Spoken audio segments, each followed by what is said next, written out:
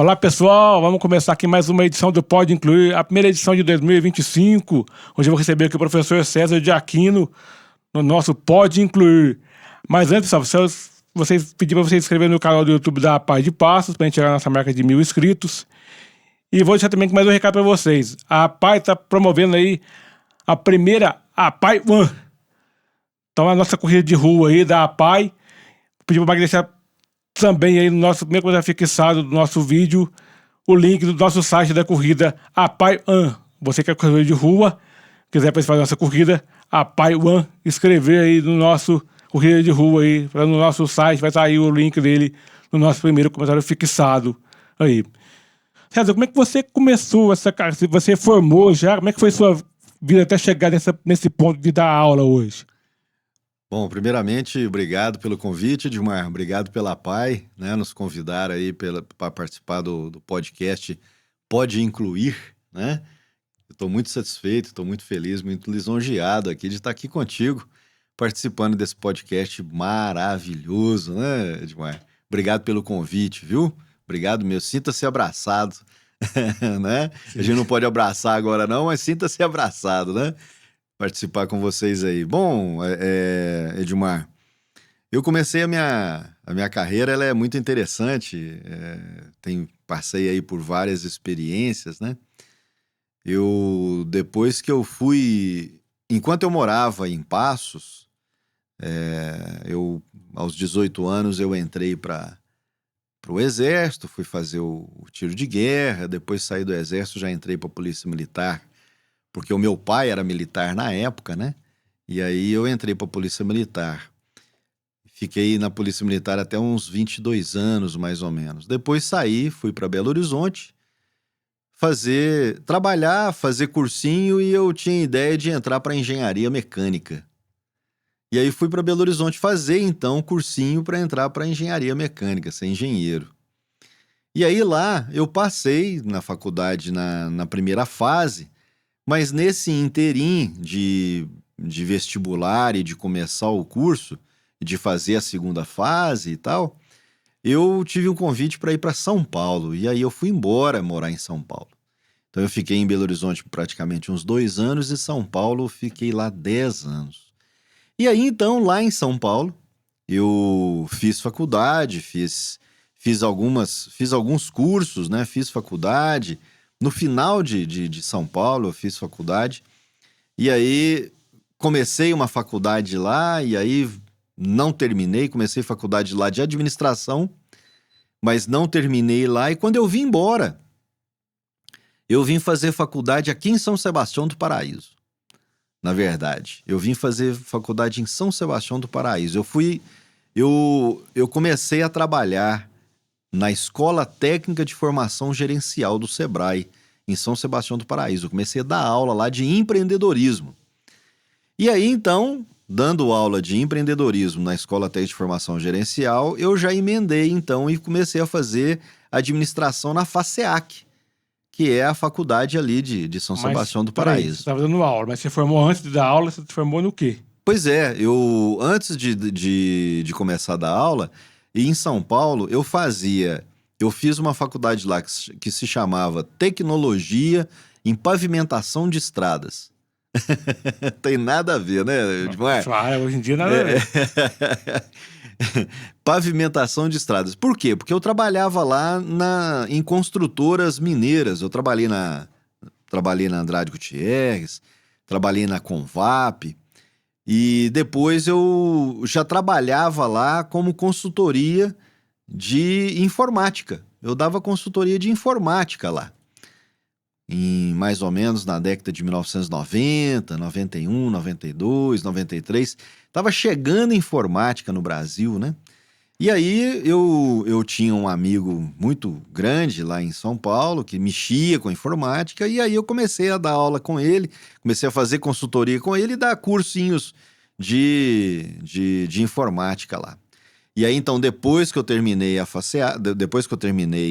a tecnologia em pavimentação de estradas, na FATEC, lá em Belo Horizonte, lá em São Paulo, ali na Avenida Tiradentes, eu vim embora, e participei de um processo seletivo lá na Escola Técnica de Formação Gerencial.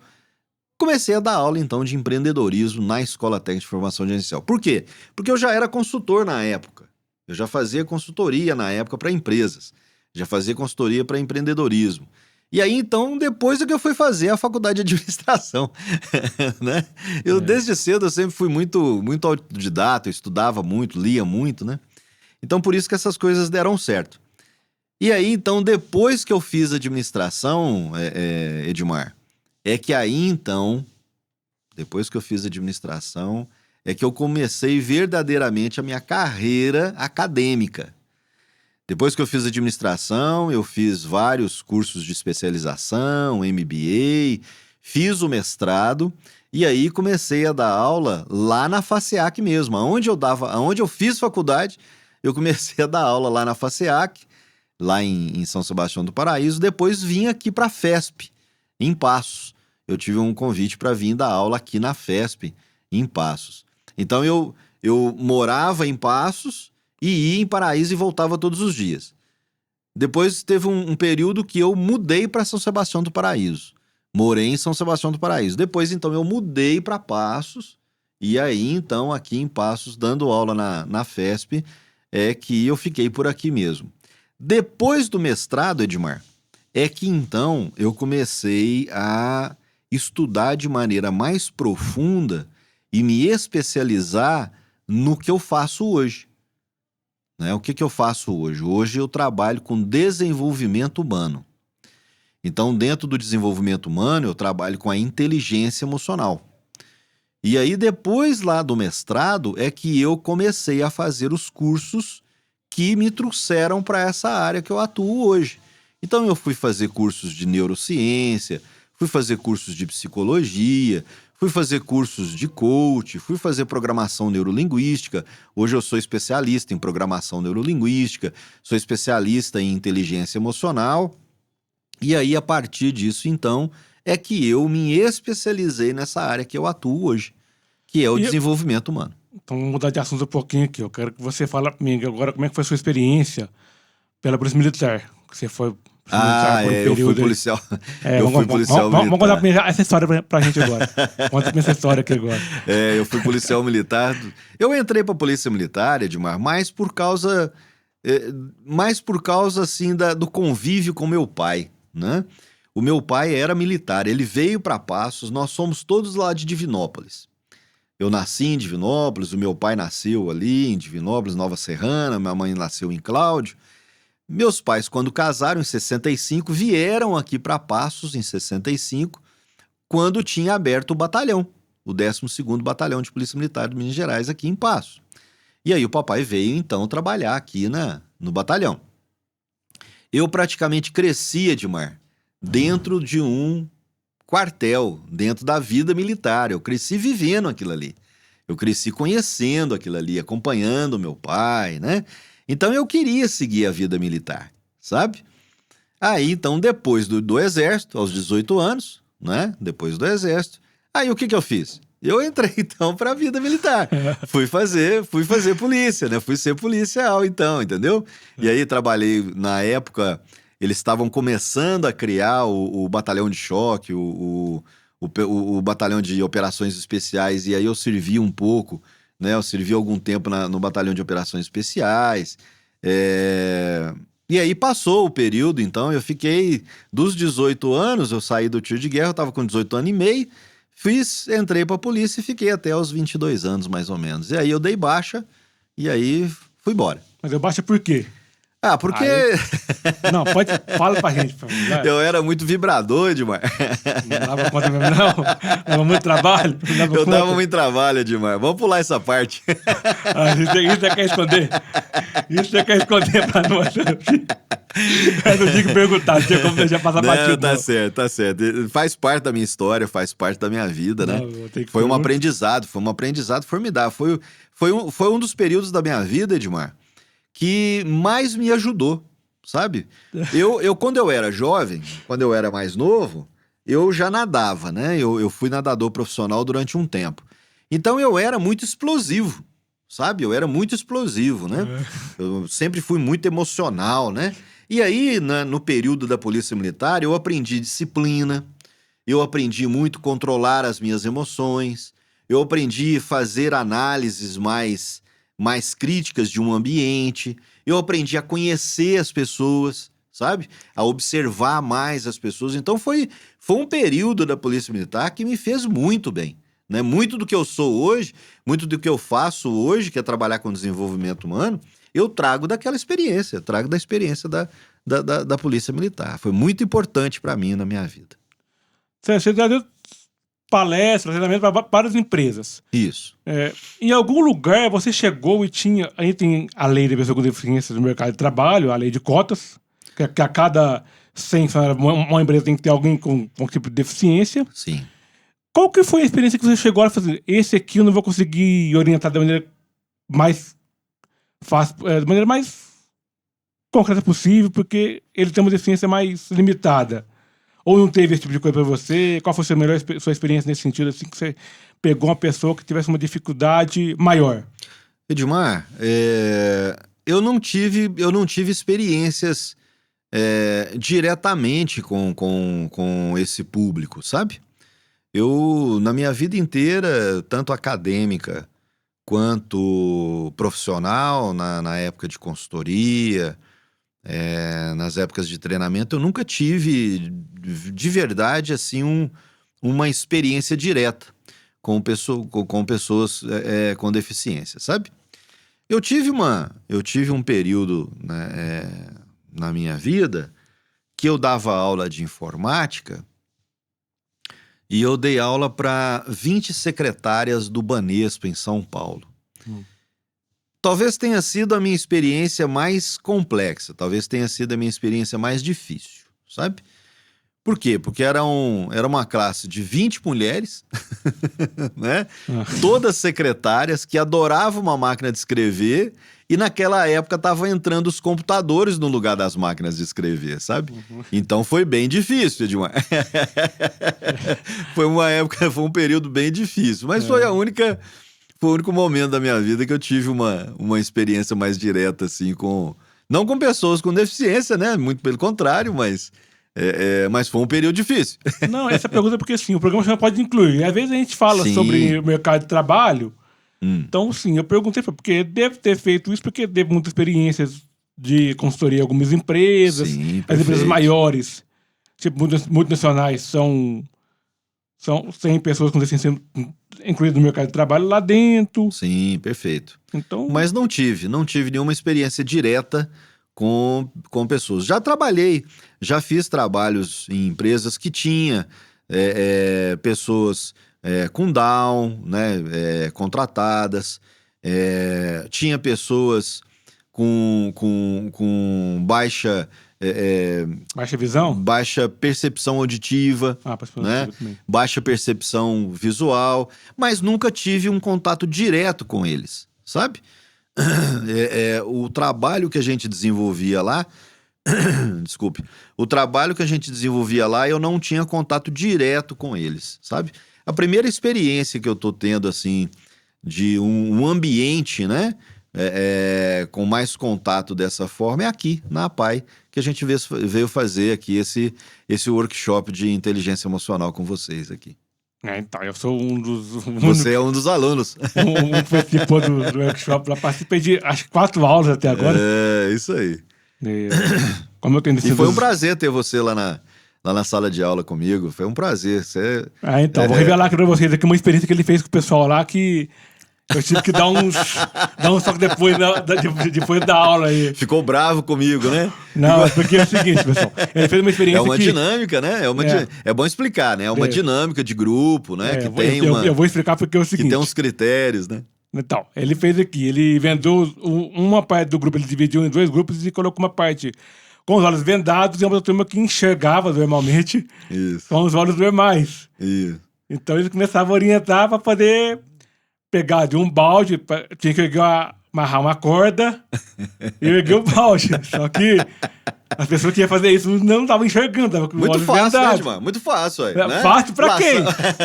Fácil pra quem? Laçar um balde, né? Com a pedra que era uma pedra atômica, né? Não podia deixar a pedra cair, não é? Não é assim? Pois é. Aí tinha 5 cordas, não é assim? Tinha que laçar o balde e mover o balde um pouquinho pro lado, né? Uns 30 centímetros pro lado. Agora que eu pego e aproveito. Mas todo mundo enxergando, né? Não, ontem eu tava com os olhos vendados. Vamos explicar uma coisa aqui.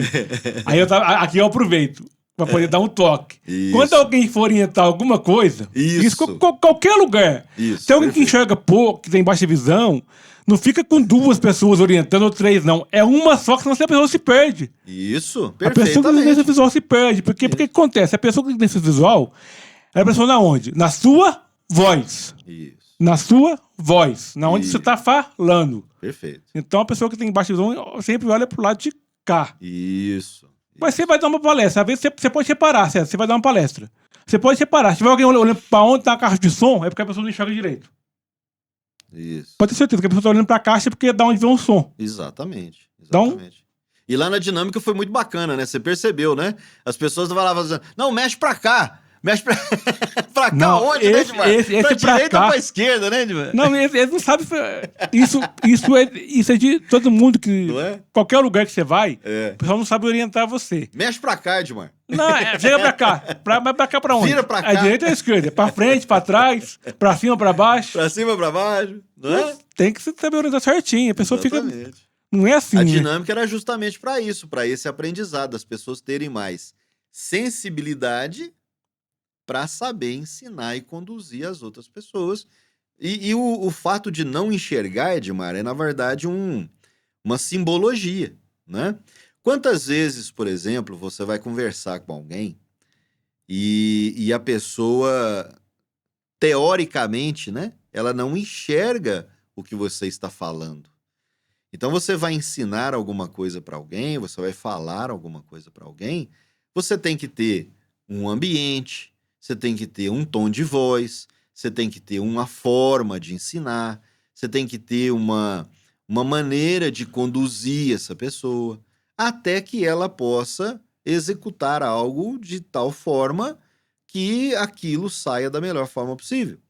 E aí, não tem outra maneira, Edmar, de fazer isso se as pessoas não tiverem a sensibilidade de observar as dificuldades das pessoas. E todos nós, Edmar, todos nós temos dificuldades. Todos nós. Não tem uma pessoa sequer que seja completo de tudo. Às vezes você vai me ensinar alguma coisa, por exemplo, você vai me dizer alguma coisa, por exemplo, que eu não sei, é exatamente como se eu tivesse cego, ou surdo, ou com as mãos atadas, ou com os pés atados. E aí, então, a pessoa precisa de ter sensibilidade para poder entender qual é a dificuldade que aquela pessoa tem para poder orientar aquela pessoa. Entende? Então, por isso que a gente faz essas dinâmicas de grupo, a gente faz esses jogos, né? Dentro dos treinamentos, dentro dos cursos que a gente faz. Porque é justamente para poder trazer a pessoa para essa sensibilidade de poder entender o que a outra pessoa tem e como que ela vai ser, como que ela pode ser conduzida, então. Entende? Aqui você está dando também para pessoas que têm formação acadêmica bem elevada. De várias áreas, De né? várias áreas. Psicologia, aí professor, então, né? Aí eu te pergunto, você já pegou para dar tratamento em alguma empresa que é igual aqui, por exemplo? Sim. Ou já foi diferente? Não, sim. Por exemplo, geralmente quando você vai dar um treinamento numa empresa maior, Edmar, eles pegam profissionais de várias áreas, né? Então pega, por exemplo, da área de produção, da área mecânica, da área administrativa, da área financeira. Então cada pessoa dessa tem uma característica diferente. Cada pessoa dessa tem uma personalidade diferente. Cada pessoa dessa tem um jeito diferente de aprender. E o que o treinador faz? O que o professor faz? O que o treinador faz? Né? No meu caso, por exemplo, eu tenho que utilizar de ferramentas, eu tenho que utilizar de técnicas, eu tenho que utilizar de metodologia que seja comum para todos, para que todos possam utilizar da mesma forma, para que todos possam chegar a um ambiente, chegar a um resultado mais ou menos da mesma forma. Então, por isso que às vezes a gente usa imagem, por isso que a gente usa dinâmica de grupo, os jogos, exercício, tarefas, a fala, o corpo. Às vezes falo mais alto, falo mais baixo, às vezes conto uma piada, né? Então e tudo isso são dinâmicas, tudo isso são técnicas que a gente utiliza, até o jeito da gente falar, né? Algumas formas da gente falar são técnicas que a gente utiliza para que as pessoas possam prestar atenção. Lá no curso, por exemplo, você deve ter percebido eu falar assim: ah, eu gostaria que vocês ouvissem, sentissem, percebessem, que vocês vissem as minhas palavras, né? Isso tudo é técnica. Porque eu estou falando para os auditivos, estou falando para os sinestésicos, estou falando para os visuais, entendeu? Para justamente chamar a atenção das pessoas para que elas possam perceber o que precisa de fazer. Ali você não usou, também não tinha. Mas vamos supor que você fosse dar um treinamento numa empresa que tivesse uns 3 ou 4 ali com algum tipo de deficiência, não só visual, como Sim. foi o meu caso. Perfeito. E no meu caso, eu também não sei ler nem escrever, mas eu estava só ouvindo, estava prestando atenção como é que dava pra fazer. Sim.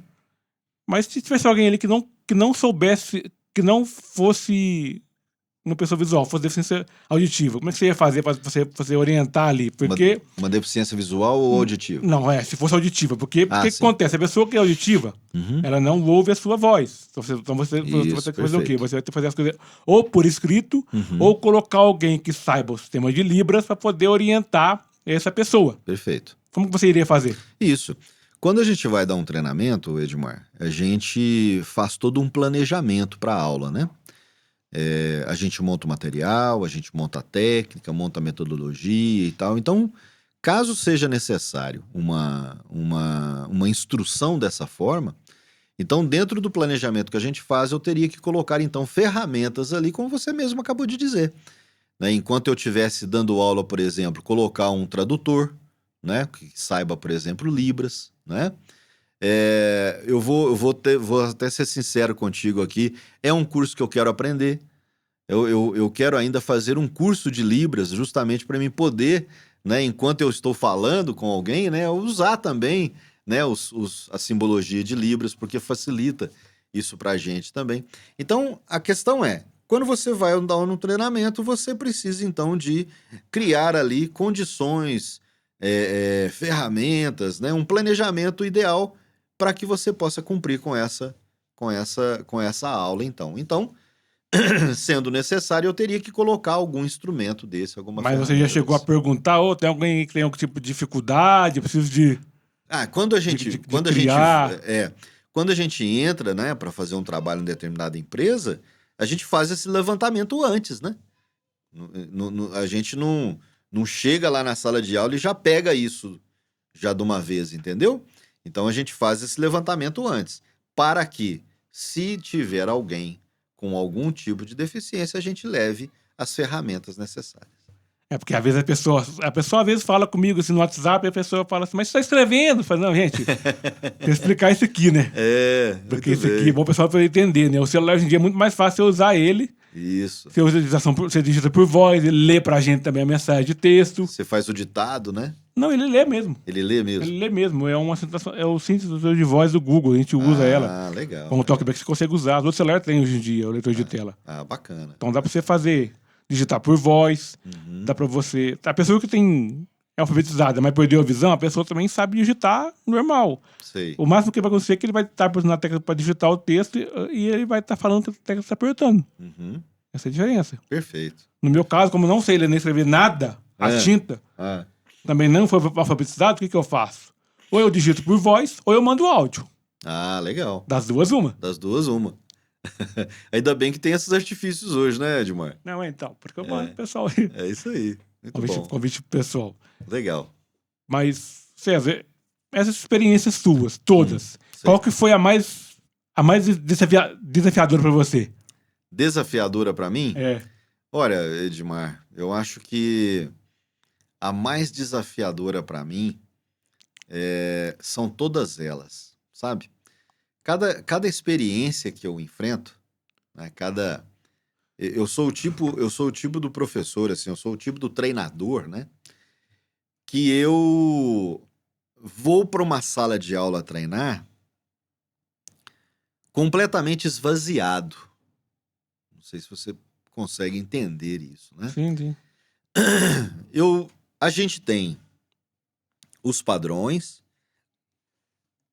a gente tem a metodologia, a gente tem a técnica, tem o conhecimento. Só que quando a gente junta tudo isso para entregar para uma sala de aula, para a gente entregar para uma sala de treinamento, eu não posso chegar numa sala de treinamento acreditando que tudo aquilo está pronto, sabe? Então eu tenho que juntar tudo isso, guardar dentro de mim, dentro do meu cérebro, né? Dentro do meu coração, dentro da minha experiência. E quando eu chego numa sala de aula, eu chego esvaziado de qualquer julgamento. Então eu não chego numa sala de treinamento pensando assim, não, aqui eu já sei tudo, pode ficar tranquilo, que aqui quem manda sou eu é que sei tudo e eu vou ensinar, e eu sou o professor, vocês são os alunos. Eu não posso chegar dessa forma. Por quê? Cada sala de aula é diferente da outra, Edmar. As pessoas são diferentes. Então, toda experiência para mim é uma experiência nova, maravilhosa. Toda sala com 10, 15, 20, 25, já dei aula para 50 alunos, 60 alunos. Toda sala de aula para mim é uma sala de aula nova. Então eu tenho os mesmos desafios, eu tenho o mesmo frio na barriga da primeira. É, Né? você. Sabe, eu chego. Vou te perguntar isso depois. Eu chego esvaziado de julgamento para me poder conseguir assimilar o melhor daquela sala de aula. Porque se eu já chego achando que eu que vou ensinar, eu que vou, né, que ninguém sabe nada, eu que vou ensinar, a gente não ensina nada a ninguém, Edmar. Você sabia disso? Você comentou aí antes aí que você teve, numa das aulas que você teve com a gente, você comentou que teve uma padaria. Sim. Você se preparou para. Você às vezes treina o pessoal para ser empresário. Isso. Por que você acha que não deu certo a sua padaria? O seu negócio não deu certo? Se Nossa, você treina tanto o pessoal. Não, é sério, se você treina tanto o pessoal, por que você acha que não deu certo a sua legal, padaria? Não, é sério. legal essa pergunta, Por que o seu não deu certo? Foi tanta coisa, demais. Você Tanta prepara coisa. tanto, pessoal. A gente prepara tanto, né? Então. Por que o seu Tiveram dois elementos muito importantes. Teve uma avaliação que eu não fiz, por exemplo. Passou desapercebido por mim. Aonde nós abrimos a padaria é um lugar aqui em Passos que é considerado um shopping center a céu aberto. Avenida da Moda. Avenida da Moda, exatamente. Sim. Ali é considerado um shopping center. Bom, se é um shopping center, o shopping center tem horário para abrir e tem horário para fechar, não tem? Sim. Pois é. O shopping center tem hora que passa gente, tem hora que não passa gente, não é? Também. Pois é. Se tiver uma crise na cidade, o shopping center funciona ou ele fica fechado? Depende, não sei se vocês fazem essa pergunta. Ele fica fechado. Se tiver uma crise, se tiver uma tempestade, por exemplo, se tiver uma enchente na cidade, Sim, aí... o shopping center fica fechado. Sim, fica fechado. Fica sim. fechado. Pois sim. é. Essa análise eu não fiz, Edmar. Eu fiz análise de quantidade de gente que tinha em volta no bairro. Eu sabia quantas pessoas moravam em cada prédio. Eu sabia quantas pessoas moravam num raio de 100 metros em volta da padaria. Eu fiz análise de custo, fiz um monte de análise, mas eu não fiz essa análise de marketing, que a gente chama, que é uma análise de entender como é que funciona aquele território. O que aconteceu? Eu abri a padaria em maio de 2019 Em março de 2020, veio a pandemia. Veio a pandemia, deu o lockdown. O que é lockdown? Não passa ninguém na rua, Edmar. Padaria, Edmar, tem que ter gente entrando e saindo o dia inteiro, Edmar. Senão a padaria não funciona. Você entendeu? Entendi. Eu não fiz essa avaliação, Edmar. Shopping center não funciona, a padaria não funciona. Eu abri a padaria dentro do shopping center. Sim. César, deixa pra gente que alguém quiser fazer contato com você, suas redes sociais. Opa, Deixa pra gente obrigado, também obrigado. aqui. Muito bom, Muito bom. Também deixa pra mim também já a sua mensagem final, por favor. Legal, Pra gente legal. encerrar também já a nossa Muito bom, coisa boa, coisa boa. Obrigado, viu, Edmar? Obrigado pelo convite. Obrigado por essa experiência de estar aqui contigo, contando um pouco da minha história, né? E foi muito importante para mim, né? Isso é muito importante. Eu que trabalho com desenvolvimento de pessoas hoje, participar de um podcast desse, que é o Pode Incluir, né? Para mim é uma experiência maravilhosa. Isso eu tô realmente curtindo, tô muito feliz de estar aqui contigo, tendo essa oportunidade. Para quem quiser me encontrar, meu telefone é 35 98842 4004, 98842 4004. As minhas redes sociais, eu tenho um Instagram, que é @CésarETreinamento, e tenho o YouTube, né, o canal lá do YouTube, que todas as minhas gravações, os meus vídeos, aulas gratuitas, tem muito vídeo bacana lá que você pode assistir lá no meu canal do YouTube, que é César de Aquino. Então, todos os vídeos que eu tenho postado lá no Instagram, tem postado lá também no YouTube, e lá tem algumas aulas gratuitas lá. Tem aulas sobre os 7 hábitos das pessoas altamente eficazes, tem aula sobre avaliação comportamental, tem várias coisas bacanas lá. O pessoal pode ir lá, se inscrever lá no meu canal também, né? Como podcast, né? Escreva, curta, né? Edmar, né? Clica no sininho, né? Para poder receber novas notificações, não é isso? Isso. E a mensagem final, Edmar, é assim. Eu gostaria de deixar uma mensagem aqui para as pessoas, que é o seguinte: acreditem em si mesmas. As pessoas estão precisando de acreditar mais em si mesmas, Edmar. E acreditar que dentro delas existe um amor tão grande,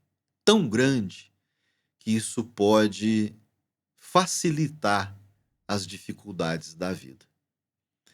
Então, essa é a mensagem que eu gostaria de deixar para os seus ouvintes aqui, Edmar. Acreditem em si mesmas e acredite no amor que existe dentro de você. Esse amor pode facilitar muito as dificuldades que a gente vem enfrentando no nosso dia a dia. As nossas vidas, nós temos um propósito, nós temos uma missão a cumprir. E isso não é fácil. É como um soldado que é treinado para ir para a guerra, e quando enfrenta a guerra, ele precisa de cumprir uma missão. Nós aqui, nós somos como esses soldados. Nós estamos sendo o tempo todo preparado para enfrentar estas dificuldades da vida. E a nossa única condição é que a gente possa amar. Amar a si mesmo e amar aqueles que estão à nossa volta.